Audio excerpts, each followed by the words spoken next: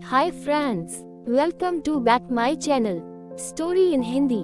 शनि की महत्व। एक समय स्वर्गलोक में सबसे बड़ा कौन के प्रश्न को लेकर सभी देवताओं में वाद विवाद प्रारंभ हुआ और फिर परस्पर भयंकर युद्ध की स्थिति बन गई।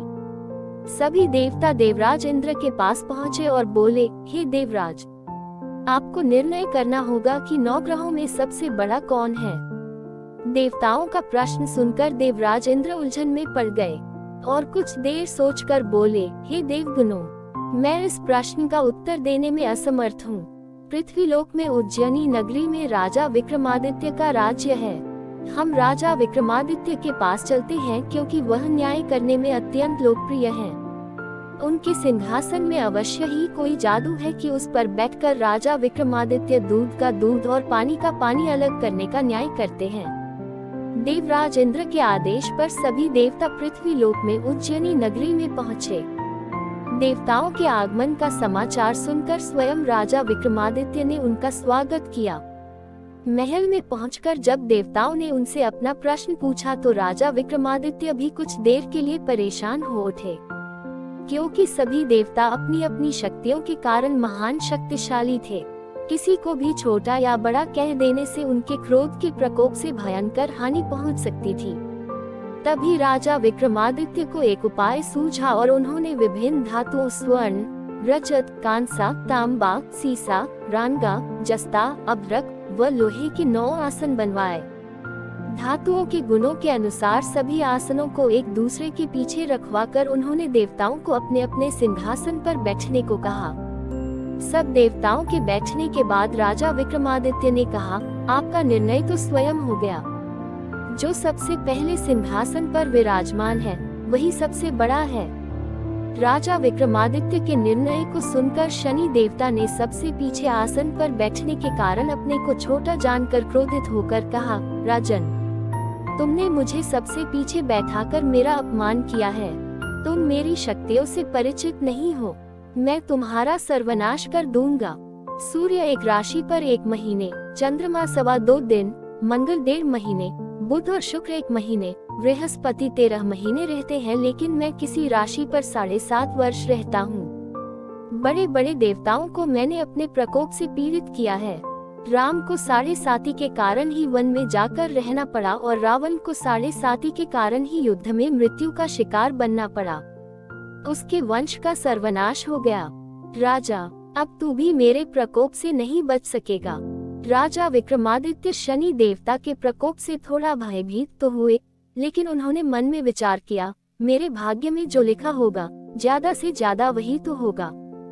फिर शनि के प्रकोप से भयभीत होने की आवश्यकता क्या है। उसके बाद अन्य ग्रहों के देवता तो प्रसन्नता के साथ वहां से चले गए, लेकिन शनिदेव बड़े क्रोध के साथ वहां से विदा हुए। राजा विक्रमादित्य पहले की तरह ही न्याय करते रहे। उनके राज्य में सभी स्त्री पुरुष बहुत आनंद से जीवन यापन कर रहे थे। कुछ दिन ऐसे ही बीत गए। उधर शनि देवता अपने अपमान को भूले नहीं थे। विक्रमादित्य से बदला लेने के लिए एक दिन शनिदेव ने घोड़े के व्यापारी का रूप धारण किया और बहुत से घोड़ों के साथ उज्जैनी नगरी में पहुँचे। राजा विक्रमादित्य ने राज्य में किसी घोड़े के व्यापारी के आने का समाचार सुना तो अपने अश्वपाल को कुछ घोड़े खरीदने के लिए भेजा। अश्वपाल ने वहां जाकर घोड़ों को देखा तो बहुत खुश हुआ, लेकिन घोड़ों का मूल्य सुनकर उसे बहुत हैरानी हुई। घोड़े बहुत कीमती थे। अश्वपाल ने जब वापस लौटकर इस संबंध में बताया तो राजा ने स्वयं आकर एक सुंदर व शक्तिशाली घोड़े को पसंद किया। घोड़े की चाल देखने के लिए राजा उस घोड़े पर सवार हुआ तो वह घोड़ा बिजली की गति से दौड़ पड़ा। तेजी से दौड़ता हुआ घोड़ा राजा को दूर एक जंगल में ले गया और फिर राजा को वहां गिराकर जंगल में कहीं गायब हो गया। राजा अपने नगर को लौटने के लिए जंगल में भटकने लगा, लेकिन उसे लौटने का कोई रास्ता नहीं मिला। राजा को भूख प्यास लगाई। बहुत घूमने पर उसे एक चरवाहा मिला। राजा ने उससे पानी मांगा। पानी पीकर राजा ने उस चरवाहे को अपनी अंगूठी दे दी। फिर उससे रास्ता पूछकर वह जंगल से बाहर निकलकर पास के नगर में पहुंचा। राजा ने एक सेठ की दुकान पर बैठकर कुछ देर आराम किया। उस सेठ ने राजा से बातचीत की तो राजा ने उसे बताया कि मैं उज्जैनी से आया हूँ। राजा के कुछ देर दुकान पर बैठने से सेठ जी की बहुत बिक्री हुई। सेठ ने राजा को बहुत भाग्यवान समझा और उसे अपने घर भोजन के लिए ले गया। सेठ के घर में सोने का एक हार खूंटी पर लटका हुआ था। राजा को उस कमरे में अकेला छोड़कर सेठ कुछ देर के लिए बाहर गया। तभी एक आश्चर्यजनक घटना घटी। राजा के देखते देखते सोने के उस हार को खूंटी निगल गई। सेठ ने कमरे में लौटकर हार को गायब देखा तो चोरी का संदेह राजा पर ही किया, क्योंकि उस कमरे में राजा ही अकेला बैठा था। सेठ ने अपने नौकरों से कहा कि इस परदेसी को रस्सियों से बांधकर नगर के राजा के पास ले चलो। राजा ने विक्रमादित्य से हार के बारे में पूछा तो उसने बताया कि उसके देखते ही देखते खूंटी ने हार को निगल लिया था। इस पर राजा ने क्रोधित होकर चोरी करने के अपराध में विक्रमादित्य के हाथ पांव काटने का आदेश दे दिया। राजा विक्रमादित्य के हाथ पांव काटकर उसे नगर की सड़क पर छोड़ दिया गया। कुछ दिन बाद एक तेली उसे उठाकर अपने घर ले गया और उसे अपने कोल्हू पर बैठा दिया। राजा आवाज देकर बैलों को हाँकता रहता। इस तरह तेली का बैल चलता रहा और राजा को भोजन मिलता रहा। शनि के प्रकोप की 7.5 पूरी होने पर वर्षा ऋतु प्रारंभ हुई।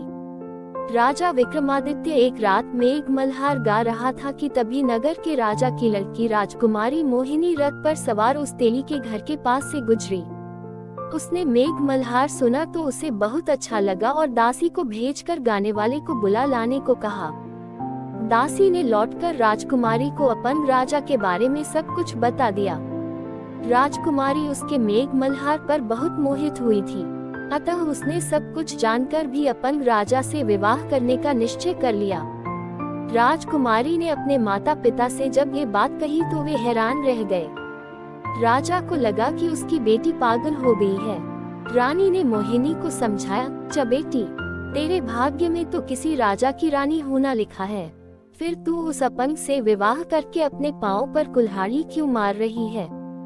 जब राजा ने किसी सुंदर राजकुमार से उसका विवाह करने की बात कही, लेकिन राजकुमारी ने अपनी जिद नहीं छोड़ी। अपनी जिद पूरी कराने के लिए उसने भोजन करना छोड़ दिया और प्राण त्याग देने का निश्चय कर लिया। आखिर राजा रानी को विवश होकर अपंग विक्रमादित्य से राजकुमारी का विवाह करना पड़ा। विवाह के बाद राजा विक्रमादित्य और राजकुमारी तेली के घर में रहने लगे। उसी रात स्वप्न में शनिदेव ने राजा से कहा, राजा, तुमने मेरा प्रकोप देख लिया, मैंने तुम्हें अपने अपमान का दंड दिया है। जब राजा ने शनिदेव से क्षमा करने को कहा और प्रार्थना की, चाहे शनिदेव, आपने जितना दुख मुझे दिया है अन्य किसी को न देना। शनिदेव ने कुछ सोचते हुए कहा, राजा, मैं तेरी प्रार्थना स्वीकार करता हूँ। जो कोई स्त्री पुरुष मेरी पूजा करेगा, शनिवार को व्रत करके मेरी कथा सुनेगा, उस पर मेरी अनुकंपा बनी रहेगी, उसे कोई दुख नहीं होगा। शनिवार को व्रत करने और चींटियों को आटा डालने से मनुष्य की सभी मनोकामनाएं पूरी होंगी। जब प्रातः काल राजा विक्रमादित्य की नींद खुली तो अपने हाथ पांव देखकर राजा को बहुत खुशी हुई। उसने मन ही मन शनिदेव को प्रणाम किया। राजकुमारी भी राजा के हाथ पांव सही सलामत देखकर आश्चर्य में डूब गई। तब राजा विक्रमादित्य ने अपना परिचय देते हुए शनिदेव के प्रकोप की सारी कहानी कह सुनाई। सेठ को जब इस बात का पता चला तो दौड़ता हुआ तेली के घर पहुंचा और राजा के चरणों में गिरकर क्षमा मांगने लगा। राजा ने उसे क्षमा कर दिया, क्योंकि यह सब तो शनिदेव के प्रकोप के कारण हुआ था। सेठ राजा को अपने घर ले गया और उसे भोजन कराया। भोजन करते समय वहाँ एक आश्चर्यजनक घटना घटी। सबके देखते देखते उस खूंटी ने वह हार उगल दिया। सेठ जी ने अपनी बेटी का विवाह भी राजा के साथ कर दिया और बहुत से स्वर्ण आभूषण, धन आदि देकर राजा को विदा किया। राजा विक्रमादित्य राजकुमारी मोहिनी और सेठ की बेटी के साथ उज्जैनी पहुँचे तो नगर वासियों ने हर्ष से उनका स्वागत किया। उस रात उज्जैनी नगरी में दीप जलाकर लोगों ने दिवाली मनाई। अगले दिन राजा विक्रमादित्य ने पूरे राज्य में घोषणा करवाई, शनि देव सब देवों में सर्वश्रेष्ठ हैं। प्रत्येक स्त्री पुरुष शनिवार को उनका व्रत करे और व्रत कथा अवश्य सुने। राजा विक्रमादित्य की घोषणा से शनिदेव बहुत प्रसन्न हुए। शनिवार का व्रत करने और कथा सुनने के कारण सभी लोगों की मनोकामनाएं शनिदेव की अनुकंपा से पूरी होने लगी। सभी लोग आनंद पूर्वक रहने लगे। संक्षिप्त हनुमान कथा। हनुमान जी का जन्म त्रेता युग में अंजना एक नारी वानर के पुत्र के रूप में हुआ था। अंजना असल में पुंजिकस्थला नाम की एक अप्सरा थी, मगर एक शाप के कारण उन्हें नारी वानर के रूप में धरती पे जन्म लेना पड़ा। उस शाप का प्रभाव शिव के अंश को जन्म देने के बाद ही समाप्त होना था। अंजना केसरी की पत्नी थी। केसरी एक शक्तिशाली वानर थे जिन्होंने एक बार एक भयंकर हाथी को मारा था। उस हाथी ने कई बार असहाय साधु संतों को विभिन्न प्रकार से कष्ट पहुंचाया था। तभी से उनका नाम केसरी पड़ गया। केसरी का अर्थ होता है सिंह। उन्हें कुंज सुदान, हाथी को मारने वाला के नाम से भी जाना जाता है। संक्षिप्त हनुमान कथा। केसरी के संग में अंजना ने भगवान शिव की बहुत कठोर तपस्या की, जिसके फलस्वरूप अंजना ने हनुमान शिव के अंश को जन्म दिया। जिस समय अंजना शिव की आराधना कर रही थी, उसी समय अयोध्या नरेश दशरथ पुत्र प्राप्ति के लिए पुत्र कामना यज्ञ करवा रहे थे। फलस्वरूप उन्हें एक दिव्य फल प्राप्त हुआ, जिसे उनकी रानियों ने बराबर हिस्सों में बांटकर ग्रहण किया। इसी के फलस्वरूप उन्हें राम, लक्ष्मण, भरत और शत्रुघ्न पुत्र रूप में प्राप्त हुए। विधि का विधान ही कहेंगे कि उस दिव्य फल का छोटा सा टुकड़ा एक चील काट के ले गई और उसी वन के ऊपर से उड़ते हुए, जहां अंजना और केसरी तपस्या कर रहे थे, चील के मुंह से वो टुकड़ा नीचे गिर गया। उस टुकड़े को पवन देव ने अपने प्रभाव से याचक बनी हुई अंजना के हाथों में गिरा दिया। ईश्वर का वरदान समझकर अंजना ने उसे ग्रहण कर लिया, जिसके फलस्वरूप उन्होंने पुत्र के रूप में हनुमान को जन्म दिया। अंजना के पुत्र होने के कारण ही हनुमान जी को अंजने नाम से भी जाना जाता है, जिसका अर्थ होता है अंजना द्वारा उत्पन्न। Thanks for watching. ऐसी वीडियो देखने के लिए हमारे चैनल को सब्सक्राइब कीजिए।